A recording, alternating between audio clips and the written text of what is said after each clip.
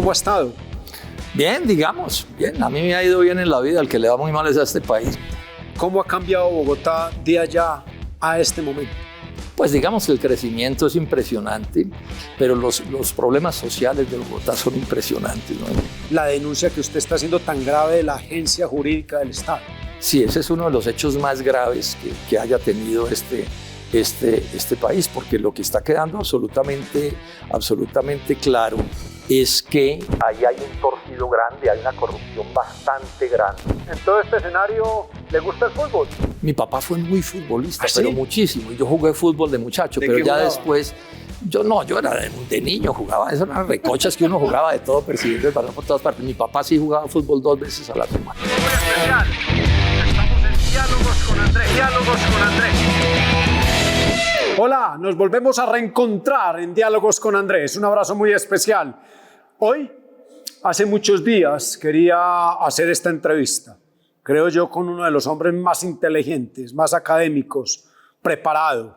Un hombre que ha hecho más de 13 libros en la historia pública del país, que ha sido profesor, que ha estado durante 5 periodos en el Senado de la República y que por ahí nos cuentan que podría regresar para el 2026. Ojalá lo haga. Él es el senador Jorge Enrique Robledo. Andrés, senador, me alegra verlo. Muchas gracias por su invitación. igualmente para mí es un gusto tenerlo en Diálogos con Andrés. ¿Cómo ha estado? Bien, digamos, bien. A mí me ha ido bien en la vida. El que le va muy mal es a este país y a mucha gente que le va muy mal, pero yo no me quejo. Usted nació en el Tolima. Yo soy ibaguereño, pero después, a los 18 años me vine a vivir a Bogotá a estudiar. Después, a los 25, me fui a vivir a Manizales. Me quedé 30 años Mucho allá. tiempo de Y mi profesor. papá era manizaleño. Su papá es manizaleño, su madre Ibaguereño. ibaguereña. ¿Cómo se conocieron ellos? Mi papá llegó a vivir a Ibagué y la conoció y se quedó allá ya el resto de su vida. El amor Sí. lo jaló. Sí, así fue. Usted profesor mucho tiempo en Manizales. 26 años profesor de tiempo completo en la Universidad Nacional de Colombia en la sede de Manizales. ¿Cuál era, Echando tiza. ¿cuál era arquitecto, su cátedra? arquitecto. Yo soy arquitecto, entonces mi cátedra principal fue taller de diseño, que es la cátedra principal en arquitectura, pero además tuve otras cátedras. Al final hice unos cursos como de extensión, se llamaban unos cursos especiales que tenían mucho que ver con la historia del mundo y de la arquitectura y bueno, y otras cosas. Y sí, soy especialista en bareque, yo soy de las personas que más sabe de historia del bareque en Colombia. Sí, y en Tengo bareque 3 libros publicados sobre ese tema. prácticamente el bareque fue como se construyó. Manizales, claro. ¿Y el país? Y buena parte, sobre todo la zona, digamos, Caldas, Risaralda, Quindío, norte del Valle, sur de Antioquia.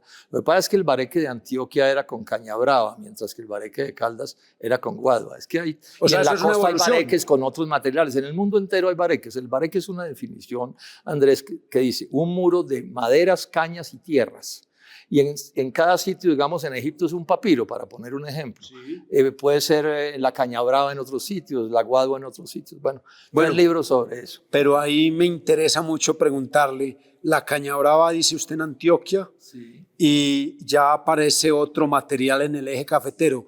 ¿Cuál fue más evolución de uno o del otro? La guadua, digamos, a Manizales llega la herencia antioqueña. Lo que pasa es que en cada región de Colombia, y sobre todo en esos días que no había los medios de comunicación de hoy, la gente tenía que trabajar con lo que tenía. Aquí, por ejemplo, en Cundinamarca, en Bogotá, era el chusque, con lo que se hacía el bareque. Pues, o sea, el bareque, muro de cañas y tierras. Sí. Las cañas cambian de sitio en sitio, sí, claro, en cada zona. Entonces la guadua se da, digamos, un poco desde el sur de Antioquia y se va hasta el Ecuador, inclusive. Pero hacia el norte del país la guadua también existe, pero no tiene la calidad que tiene la guadua en otros sitios. Por ejemplo, la del eje cafetero es de una calidad superlativa, ¿no? 26 años y esa relación de diseño y política, ¿cuándo se empieza a mezclar? Pues cuando yo llego a Bogotá a estudiar arquitectura, yo soy arquitecto de la Universidad de los Andes, pero al mismo tiempo en el movimiento estudiantil de 1971 me politizo. Antes de eso a mí no me interesaba la política. ¿Usted de 1950? 50. Sí, señor. Entonces yo llego aquí o sea, un poco a la años. fiesta en la que estaba, ¿cierto? Llegué a los 18 años. Sí. Y me politicé y al final de 1971 tomé la decisión de vida de poner el eje de mi vida en la política. Y es por la lucha política que termino llegando a Manizales. Yo llego a Manizales es a hacer lucha política. A eso fue a lo que fui. Y bueno, ya llevo 24 años con la vida muy centrada en la lucha política, pero fui un profesor juicioso también, tengo ¿Y que cuándo decir. hace la transición de Manizales a Bogotá para hacer la lucha política en la capital? Cuando salgo elegido senador, yo salí elegido viviendo en Manizales, salí elegido senador en el 2002. Es en el 2002. Porque yo había participado en la dirección de unas luchas cafeteras supremamente grandes y agrarias que hubo, que cubrieron Antioquia, el Valle, Caldas, Risaralda, Quindío, el Tolima. Y eso ahí me dio la fuerza política para llegar aquí en el 2002. Sí. Ya después, en el 2006, sí, me vine a vivir aquí porque ya mis hijos se vinieron a estudiar a Bogotá y mi señora también se quería venir. Y bueno, aquí terminamos. ¿Su señora es de dónde? Ella es bogotana. ¿Cuántos hijos? Dos hijos. 2 hijos. ¿Qué hacen ellos?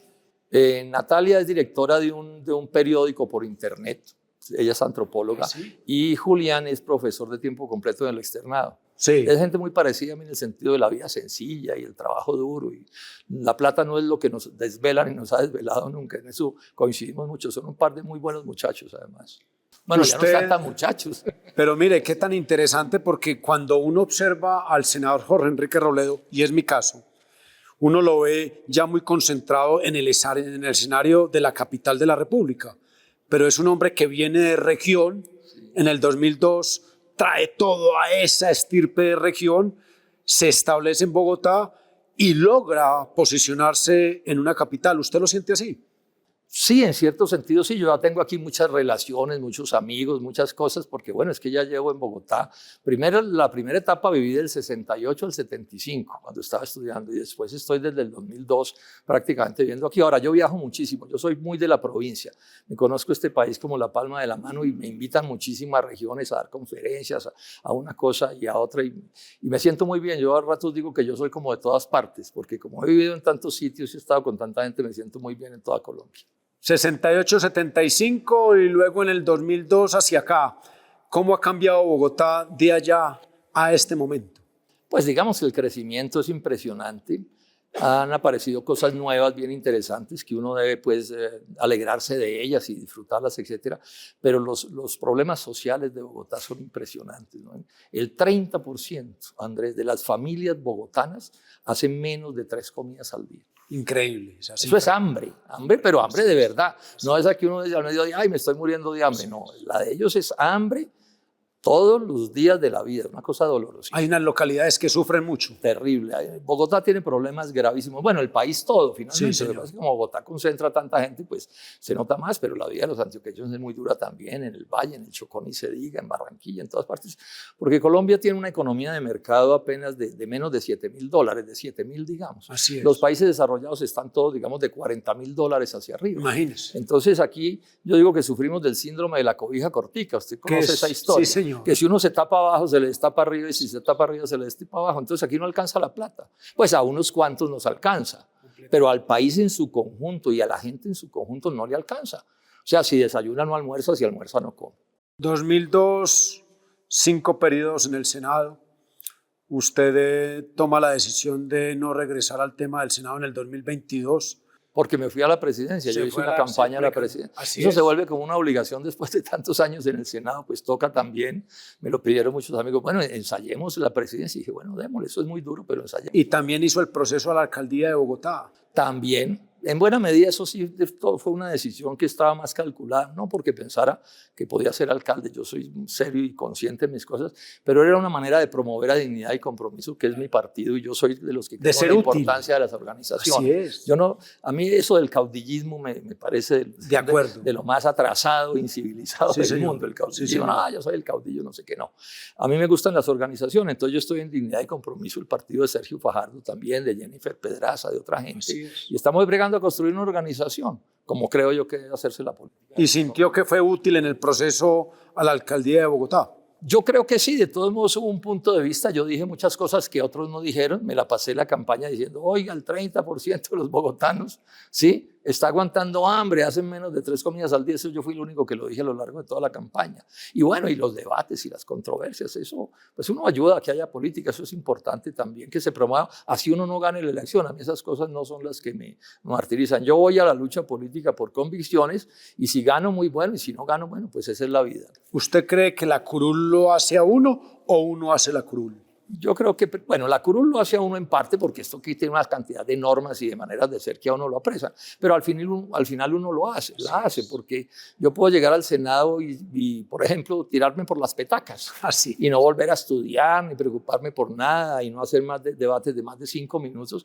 o llegar como yo llegué a trabajar durísimo con un super equipo de auxiliares, de gente que trabajaba conmigo, y hacer esfuerzos por hacer las cosas de la mejor manera. O sea, la con marca un trabajo propia, durísimo. La marca propia la pone quien llega a la curul. Y la clave de la marca propia en el Senado o en el colegio o en la universidad o en la vida es trabajo duro y vida sencilla, bregar a hacer las cosas bien, y en mi caso pensar siempre no en servirse de la humanidad en el beneficio de uno, sino a ver cómo le sirve uno más a su gente.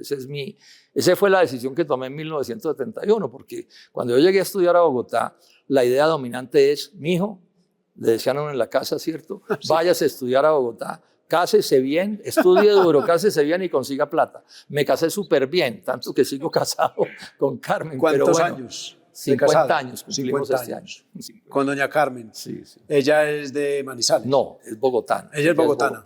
¿Ah, sí? Sí. Ah, muy bien. Pero Venga. bueno, sus bisabuelos son caldenses, de Salamín. ok. Eso lo supimos cuando nos fuimos a vivir a Manizales. Sí. Ella terminó descubriendo, o todos terminamos descubriendo, que sus ancestros eran salamineños. Bueno, habían llegado desde Antioquia. Claro. Desde Medellín. Usted da un nombre de una persona que yo aprecio y admiro en lo político, porque ha tenido una conducta que el país de pronto muchas veces no termina de leer como tiene que ser.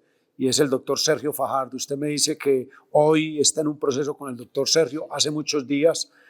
¿Cómo ve al doctor Sergio Fajardo en este proceso a 14 meses de presidencia? Yo estoy gratamente impresionado, porque esta es la tercera campaña que yo hago con Sergio. Bueno, Sergio no ha tomado la decisión, pero pues va en esa dirección. Todo indica que es va la hacia allá. tercera vez. Y yo creo que el Sergio de ahora es un Sergio que tiene una cantidad de ventajas que antes no tenía. Entonces, digamos que hay un tono que a mí me gusta mucho más, un tono más firme, más vertical. Más vertical. Cuando tiene que decir una cosa que moleste, también la dice. Él antes era muy cuidadoso, O sea, era excesivamente amable. ¿A usted no le gustaba el Sergio de las ballenas? Pero no por ese lado, porque yo creo que no hay nada más duro en Colombia y más difícil que el voto en blanco. Yo voté en blanco también. Cierto. Eso es criterio. La mayor calumnia del petrismo contra Sergio Fajardo y contra mí es llamarnos tibios porque votamos en blanco. Sí, Ese es el voto más duro del mundo, usted lo sabe, señor. porque cuando yo voto por A, me defienden todos los de A. Voto por B, me defienden todos los de B, pero cuando voto en blanco nadie me defiende y todo el mundo me acosa y me ataca de todos los lados. Entonces los petristas, que son astutos, hay que reconocérselo, a sus bodegas inventaron una mentira, que es que Sergio es tibio. No, lejos de ser tibio. Mire, Sergio fue excelente alcalde de Medellín, excelente gobernador de Caldas. Cuando él sale, todas las fuerzas políticas del establecimiento se lo quisieron ganar, porque él llegó contra el gobernador de Antioquia, porque él llegó contra las fuerzas tradicionales. Sí, señor. Bueno, y sigue ahí en la lucha. Sergio hubiera podido ser hace rato presidente, por ejemplo, promovido por Juan Manuel Santos, que le ofreció ministerio, por Iván Duque, que le ofreció ministerio, y por Petro, que en un debate le ofreció ministerio. Y el quieto. Y uno sabe, los viejos en política sabemos que un ministerio puede ser la vía a la presidencia, y él mantuvo su posición de principio. Entonces todo será. Cualquier cosa le pueden decir a Sergio Fajardo, menos que es tibio, en el sentido de que es pusilánime, miedoso, cobardón, nada de eso. Es un luchador firme en sus convicciones y en sus puntos de vista. Mire que hace unos 20 días lo entrevisté y una de las conclusiones de la entrevista, ahí están en YouTube y en el canal Congresos, yo le decía, la gente cree que cuando usted toma la decisión de votar en blanco, es una postura débil o ambivalente, y usted tuvo el criterio de decir, no participo.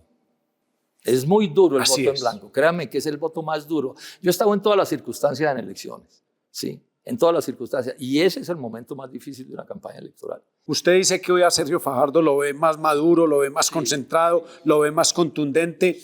Usted, Y eso se está reflejando en las encuestas, es que está marcando duro.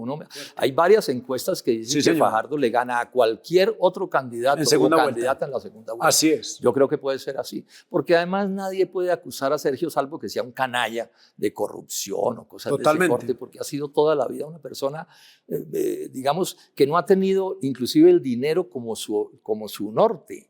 Él es de una familia que hubiera podido dedicarse a los negocios. es un hombre ambicioso. Estudió matemáticas. Uno tiene que estar muy desapegado con la vida para graduarse de profesor de matemáticas. Así es. ¿Cierto? Donde nunca se va a ganar ninguna plata importante. Y él tomó esa decisión. Ustedes Y después le entienden. dedicó la vida a la política. Y ustedes entienden como académicos. Porque Sí, mucho claro. tiempo en claro. Bogotá fue profesor. Sí, profesor, claro. Echador Así de es. tiza como yo. Sí, Así claro, es. muchos años. ¿Le gustaría volver a echar tiza?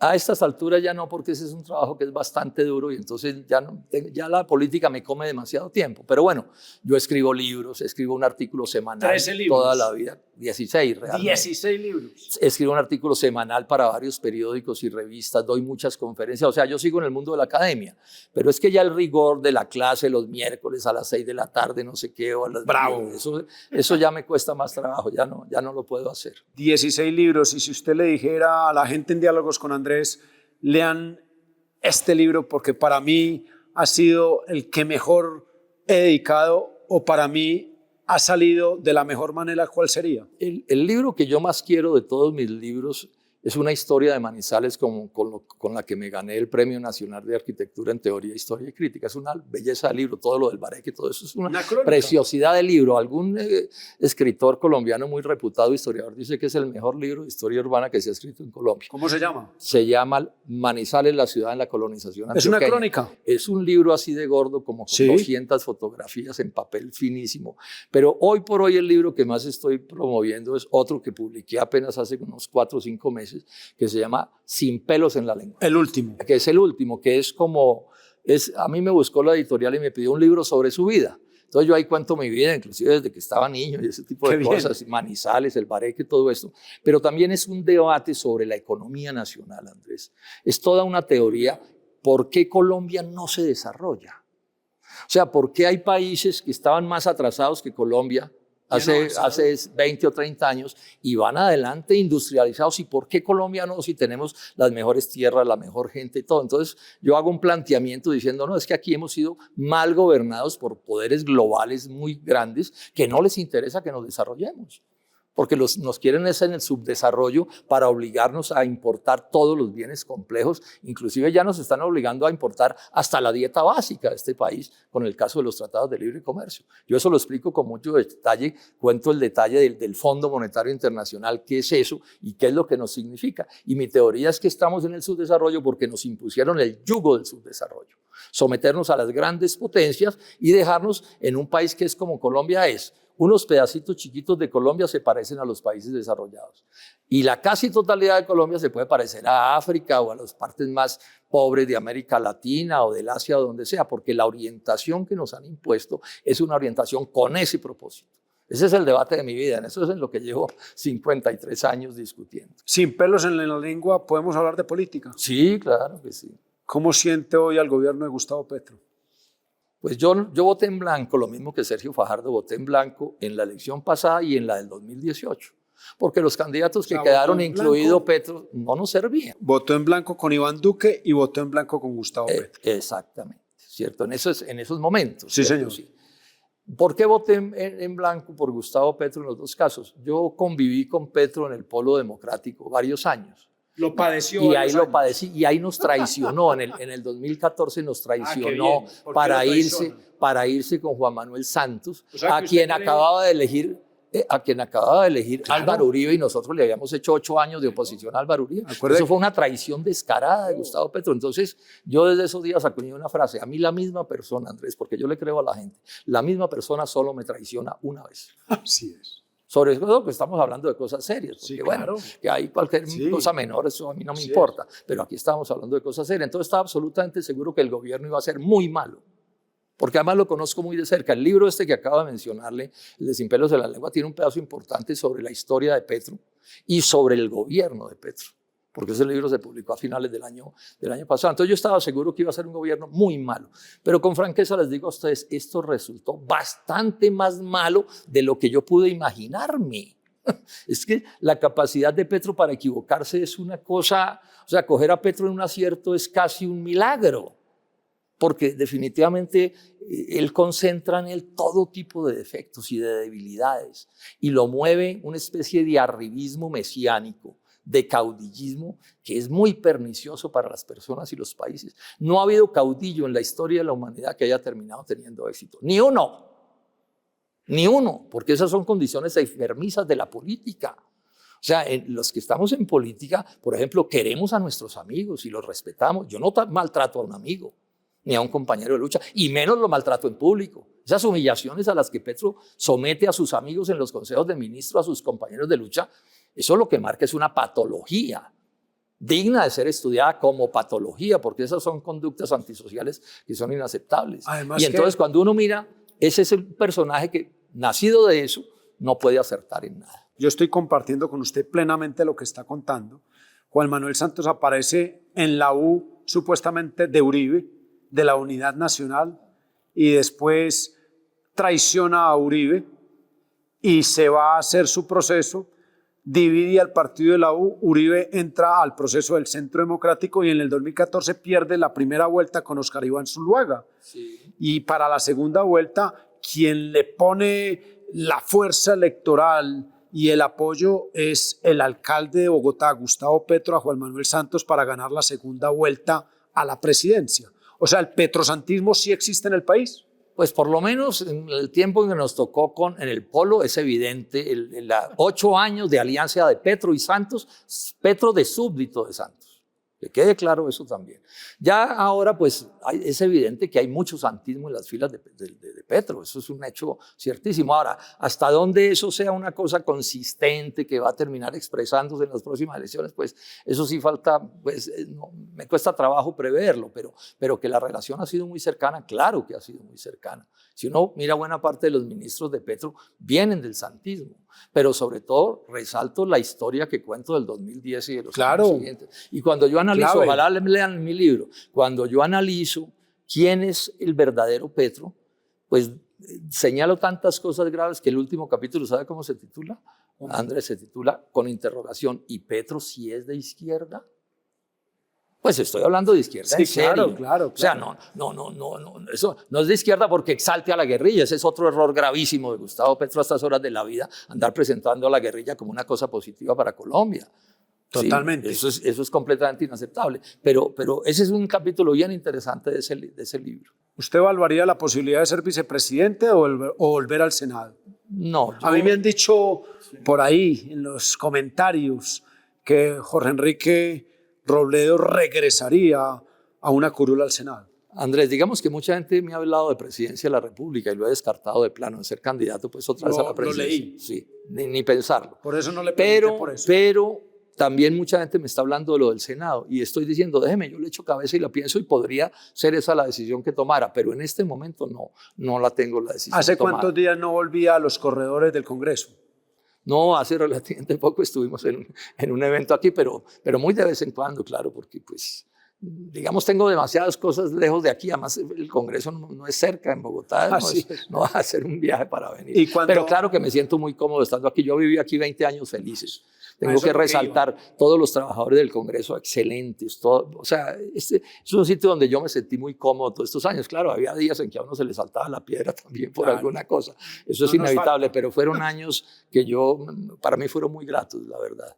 Cuando a usted le dicen Ecopetrol, creo que ha sido uno de los senadores más juiciosos para analizar la realidad de Ecopetrol y hoy lo ve en una administración con el doctor Roa. Le ha pedido usted la renuncia del doctor Roa directamente, estuvo en la reunión de la Junta y de los accionistas de Ecopetrol, fue muy vehemente en su postura. ¿Cuál es el resumen que puede hacer de la actualidad de la vida de Ecopetrol? El peor problema que tiene Ecopetrol y la economía petrolera es que tenemos un presidente de la República que tiene como la teja corrida en su posición sobre el petróleo. Él odia el petróleo, odia el gas. O ¿cierto? Odia los combustibles fósiles, que claro que generan impactos problemáticos, yo eso no lo voy a negar y eso hay que atenderlo, pero esa especie de psicosis contra el petróleo y contra Ecopetrol y empecinarse en poner arroba que le hace un daño inmenso a Ecopetrol, pues es parte de los errores garrafales de Petro. Petro es el único presidente de país petrolero del mundo que tiene prohibido firmar nuevos contratos para buscar petróleo y gas, con un agravante. Es mentira que el petróleo y el gas y el carbón, su consumo, se vayan a acabar en las próximas décadas. Eso va a durar mucho más, porque la sustitución es dificilísima. Generan impactos ambientales y eso es un problema grave. Yo lucho por eso. Estoy terminando de escribir un libro sobre ese tema, ¿cierto? Pero lo cierto es que hay que convivir con eso, como hay que convivir con tantas cosas en la vida que uno no puede pretender que se le cambien de un día para otro porque yo llegué aquí, yo soy el que mando y no sé qué, eso es paja. Se nos está acabando el tiempo, pero no puedo dejarlo pasar por Diálogos con Andrés para preguntarle la denuncia que usted está haciendo tan grave de la agencia jurídica del Estado. Sí, ese es uno de los hechos más graves que haya tenido este país, porque lo que está quedando absolutamente claro es que ahí hay un torcido grande, hay una corrupción bastante grande. En todo este escenario, ¿le gusta el fútbol? Mi papá fue muy futbolista, ¿Ah, sí? pero muchísimo. Y yo jugué fútbol de muchacho, ¿De pero qué ya jugaba? después, yo era de niño, jugaba, esas eran recochas que uno jugaba de todo, persiguiendo el balón por todas partes. Mi papá sí jugaba fútbol 2 veces a la semana. ¿Ah, sí? Sí. Muy Iba a bien. entrenar entre semana y jugaba los domingos, ya de rodillones, ¿no? Sí, señor. Cierto. Claro. Pero yo no, realmente a mí la política me absorbió de pronto en Lo absorbió. exceso y entonces no tengo mucho tiempo para esas cosas. ¿Le gusta la cocina?